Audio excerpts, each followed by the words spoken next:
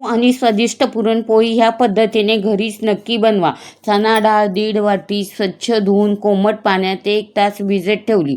तोपर्यंत बाकीची तयारी केली. डाळ कुकरमध्ये घालून 4.5 वाटी पाणी, तेल व हळद घालून 4 शिट्ट्या कुकरला देऊन घेतल्या. थंड झाल्यावर डाळ व पाणी चाळणीने गाळून घेतले. डाळ छान शिजली होती.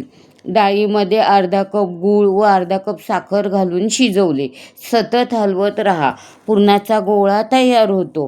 पुरण यंत्रातून पुरण फिरवताना वेलदोडे पूड व जायफळ पूड घालून पुरण तयार.